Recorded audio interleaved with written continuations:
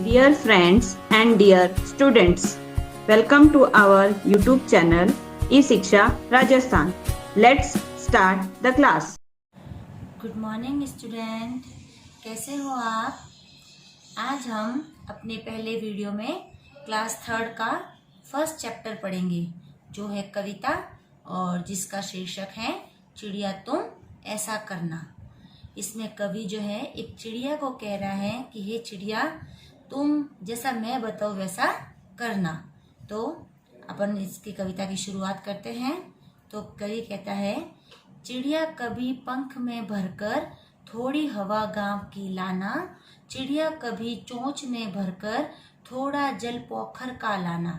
तो कवि इसमें गांव की जो भूमिका होती है, गांव की जो बातें होती हैं, वहाँ के जो रहन सहन होता है उसके बारे में बता रहा है कि ये चिड़िया तुम कभी पंख में, अपने पंखों में जो है थोड़ी गांव की हवा भर लाना। गांव की हवा एकदम निर्मल होती है, उसमें कोई प्रदूषण वगैरह नहीं होता है, क्योंकि शहरों में जितनी गंदगी और जितना प्रदूषण होता है उतना गांव की हवा में नहीं होता। वो एकदम निर्मल और स्वच्छ होती हैं। तो कवि उससे कह रहा है कि ये चिड़िया तुम कभी गांव में जाओ तो वहाँ की थोड़ी हवा अपने पंखों में भरकर लेकर आना। हे चिड़िया कभी चोंच में भरकर थोड़ा जल पोखर का लाना, और थोड़ा सा जल पोखर, पोखर का मतलब होता है तालाब, जो गांव में छोटे छोटे तालाब होते हैं जिसमें स्वच्छ और निर्मल पानी होता है, तुम अपनी चोंच में थोड़ा सा पानी भरकर लाना। तो इसमें कवि यही बता रहा है कि जो गांव का जो वातावरण होता है वो बहुत ही स्वच्छ और निर्मल होता है। वह उसको अपने अनुभव करना चाहता है, इसलिए वो चिड़िया को कहता है कि तुम अपने पंखों में गांव की हवा भर के लाना और अपनी चोंच में उस निर्मल पोखर, तालाब का पानी भरकर लेकर आना। दूसरा पैराग्राफ है, पंजों में अटकाकर अपने थोड़ी सी मिट्टी भी लाना, खेतों की थोड़ी हरियाली अपनी आंखों में भर लाना। तो कवि कह रहा है कि तुम जाओ तो अपने पंजे, पंजे होते हैं ना पैर वाले छोटे छोटे चिड़िया के, ये वाले, तो बोल रहे हैं कि अपने पंजों में अगर तुम वहाँ जाओ तो उस पंजों में थोड़ी अपने अटका देना। अटका मतलब उसमें ले लेना क्या, थोड़ी सी मिट्टी। अगर वहाँ गांव में जा रही हो तुम तो वहाँ की मिट्टी भी अपने पंजों में अटका कर लेकर आना। और जो गांव में खेत होते हैं, जो किसान खेती करते हैं, और वहाँ की जो खेतों की जो हरियाली होती है ना, उस हरियाली को अपनी आंखों में भरकर लाना।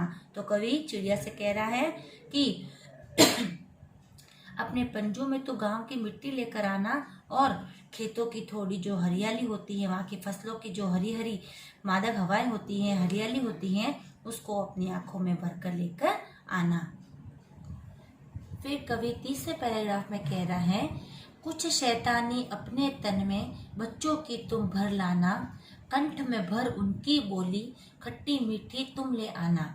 तो कवि कहता है कि गांव के बच्चे शहर के बच्चों के थोड़े से अलग होते हैं। वो मिट्टी में खेलते हैं, उनके पास आजकल की आधुनिक चीज़ें नहीं होती हैं, तो वो कुछ शैतान भी होते हैं, अच्छे दिल वाले भी होते हैं, और अपने घर के आसपास खेलने वाले होते हैं। तो कवि कहता है कि तुम जाओ तो वहाँ पर कुछ बच्चे होंगे, तो उन बच्चों की जो शैतानी होती है, अटखेलियाँ होती है, नटखटपन होता है, तुम उसको अपने तन में, अपने शरीर में, अपने जो पंख होते हैं उसमें तुम भरकर लेकर आना। और कंठ, कंठ का मतलब होता है गला, और अपने गले में भर उनकी बोली। जिस तरह बच्चे, छोटे छोटे बच्चे मधुर वाणी में बोलते हैं, अच्छे से चिल्लाते हुए, कुछ उनकी बोली अलग होती है, तो तुम उनकी बोली को अपने कंठ में भरकर लेकर आना। कैसी बोली होती है, खट्टी मिट्टी।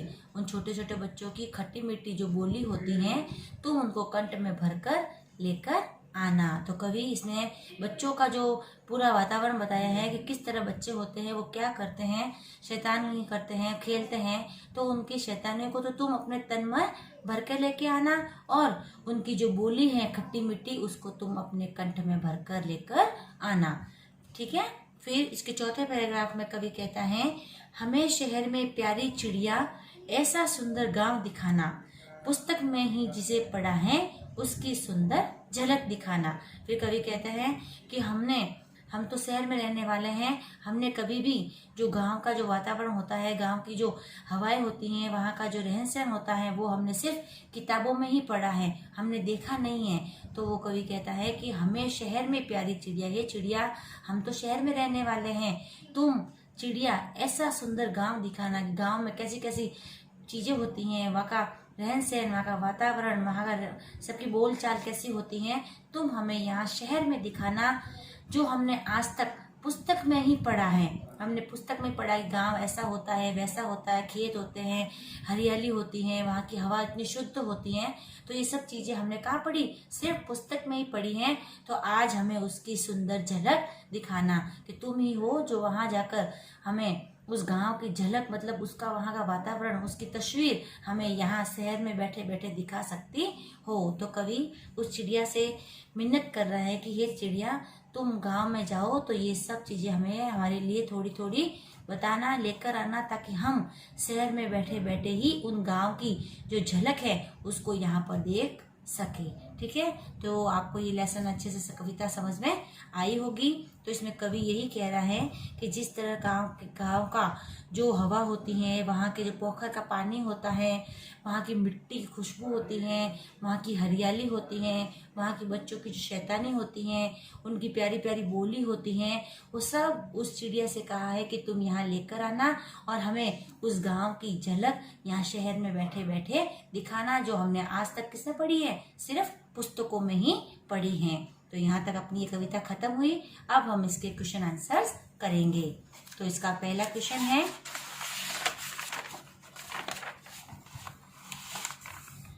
निम्नलिखित प्रश्नों के उत्तर दीजिए। ठीक है, पहला क्वेश्चन है, कवि कविता में चिड़िया से क्या करने को कह रहा है?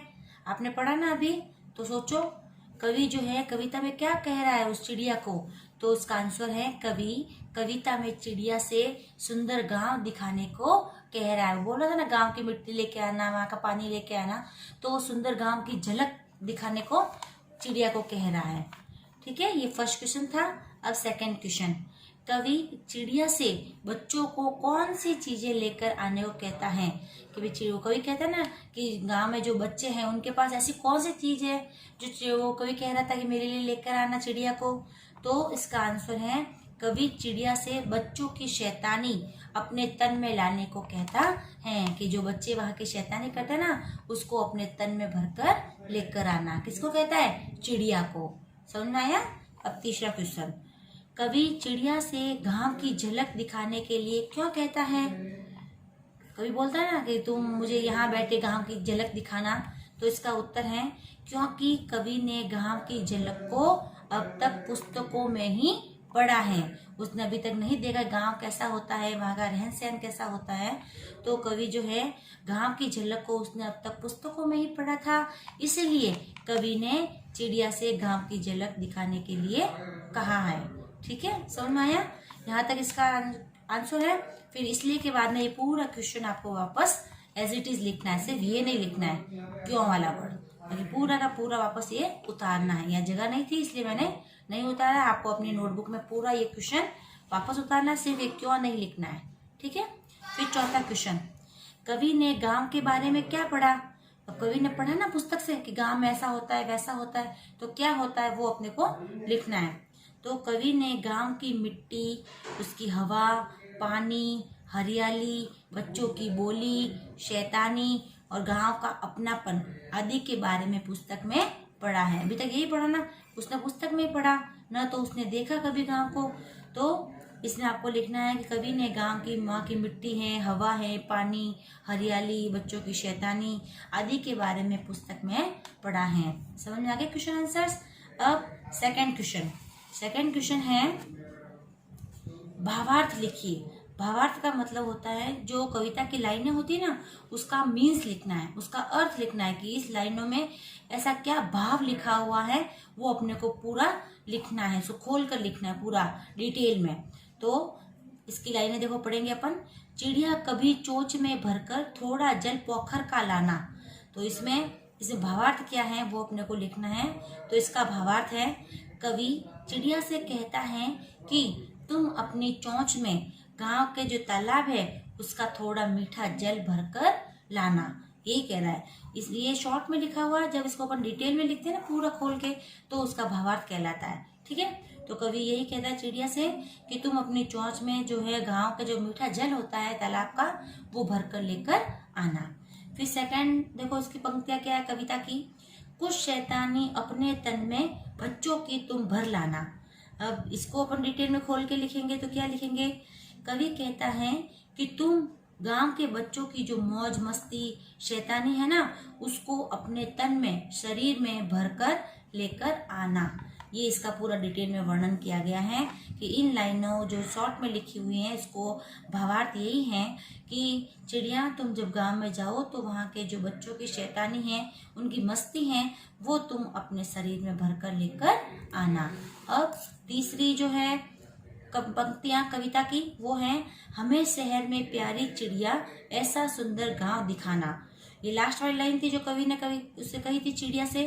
तो इसका भावार्थ है, कवि चिड़िया से कहता है कि हमें शहर में वो सारी चीजें नहीं दिखती जो तुमने वो गांव की झलक हमें शहर में दिखाना। उसने कहा कि हम जो है शहर में रहते हैं और जो गांव की जो सुंदरता है, वहाँ का वातावरण है, हमने कभी नहीं देखा है, अब तक हमने पुस्तक में पढ़ा है, वो तुम हमें गांव की झलक शहर में दिखाना। इसमें कवि ये बता रहा है। तो ये अपना सेकंड क्वेश्चन कंप्लीट हो गया। अब है भाषा बोध। भाषा बोध का पहला क्वेश्चन है, दिए गए उदाहरण को ध्यान से समझिए। अब कविता की पंक्तियों के आधार पर रिक्त स्थान भरिए। देखो इसमें उदाहरण दिया गया पहला, उसको पहले ध्यान से पढ़ना है अपने को, और फिर जो कविता अपन ने अभी पढ़ी है ना, उसकी पंक्तियां यानी लाइनों के ऊपर ही हमें वो ये सारी फिलअप भरनी है, अपने मन से नहीं भरनी है। ये सारे इसके आंसर इसमें जो कविता में ढूंढ ढूंढ के अपने को इसमें फिलअप करने हैं। तो पहला क्या है, क्या, किसका या किसकी और कैसे। तो पहला उदाहरण है बोली। बोली किसकी थी, बच्चों की, और चिड़िया कैसे लेकर आएगी, कंठ में भरकर। समझ में आया ना, बच्चों की बोली थी बच्चों की, और किसकी थी, बच्चों की, और कैसे लाएगी, कंठ में भरकर। सेकंड है हवा। हवा किसकी थी, गांव की, कैसे भरकर लाएगी वो, पंख में भरकर। फिर थर्ड था जल। जल किसका था, मीठा, पोखर का, और वो कैसे लाएगी, चोंच में भरकर। समझ आ रहा ना, पोखर का जल होता है वो चोंच में भरकर लेकर आएगी। फोर्थ है हरियाली। हरियाली किसकी थी, खेतों की, किसकी, खेतों की। हरियाली थी खेतों की, और वो कैसे लेकर आएगी चिड़िया, आंखों में भरकर। जो हरियाली है खेतों की, आंखों में भरकर लाना। मिट्टी, लास्ट वाला पॉइंट है मिट्टी। मिट्टी कहाँ की थी, गांव की, जो कैसे लेकर आएगी वो, पंजों में अटका कर। ठीक है, तो ये इसके उदाहरण है, उस उदाहरण के अनुसार ही इसके आंसर जो है कविता में से अपने को देखकर लिखने हैं। ठीक है, समझ में आया। अब अपन ये फोर्थ वाला क्वेश्चन है, वाक्य बनाइए। वाक्य बनाए, आपने आगे भी देखा है कि वाक्य कैसे बनाते हैं। कोई भी एक वर्ड होता है, अपनी मर्जी से एक सेंटेंस बनाना होता है, एक वाक्य, जिसमें ये वर्ड जो होते हैं ना, ये शब्द ये उसमें आने चाहिए, तो वो बनते हैं वाक्य। पहला वर्ड है गांव। गांव, अब गांव, उस वाक्य में वो शब्द आना चाहिए, और ऐसी लाइन बनानी है कि ये शब्द उस वाक्य में आए, उस सेंटेंस में ये शब्द आए। जैसे गांव की मिट्टी की खुशबू मनमोहक होती है, इसमें गांव आया ना, गांव जरूर नहीं है ये शब्द पहले ही आए, बीच में भी आ सकता है, कहीं पर भी आ सकता है, लेकिन उस सेंटेंस में ये वाले शब्द जरूर आने चाहिए। तो फर्स्ट वाक्य में हमने बनाया गांव शब्द का, तो इसका वाक्य बना, गांव की मिट्टी की खुशबू मनमोहक होती है।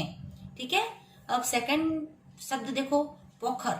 पोखर का मतलब क्या था, तालाब। लोग पोखर पर पानी लेने जाते हैं। सिंपल है कि लोग कहाँ जाते हैं पानी लेने, गांवों में पोखर पर ही जाते हैं। ये पोखर शब्द को यहाँ पर आ गया। अब तीसरा शब्द है मिट्टी। उपजाऊ मिट्टी पौधों के लिए जीवन दान होती है। जो मिट्टी है, पता है अपने को पता ही है, पेड़ पौधों के उगने में मिट्टी की सबसे बड़ी योग्यता होती है। तो हमने इसका वाक्य बना दिया, उपजाऊ मिट्टी पौधों के लिए जीवन दान होती है। फिर अगला शब्द है बोली। बोली का मतलब जो अपन बोलते हैं ना वाणी, वो बोली।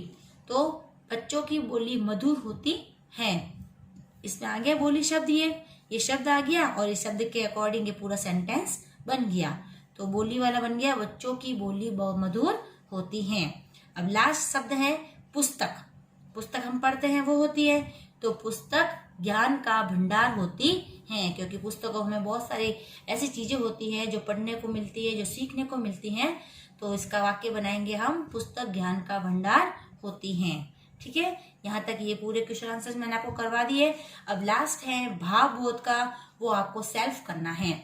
गांव के जीवन पर 5 पंक्तियां लिखिए। हम अपने गांव में ही रहते हैं और अगर आपको समझ में न आए तो कविता में जो आगे सेंटेंस लिखे हुए हैं उसमें से आप लाइनें बनाकर लिख सकते हैं। तो ये आपको स्वयं करना है। ठीक है, इसके ज्यादा नहीं, जो 5 पंक्तियां लिखा हुआ है ना, तो छोटी छोटी 5 पंक्तियां इसमें आपको लिखनी है। ये आपको सेल्फ करना है। नहीं आए तो फिर मैं अगले वीडियो में आपको इसका आंसर बता दूंगी। ठीक है, आपको लेसन समझ में आ गया होगा। ठीक है, अच्छे से इसको कविता को आपको याद करनी है। ठीक है, और याद करके इन क्वेश्चन आंसर्स को आंसर देने की आपको कोशिश करना। नहीं आए तो फिर इसमें देखना। ठीक है, थैंक यू।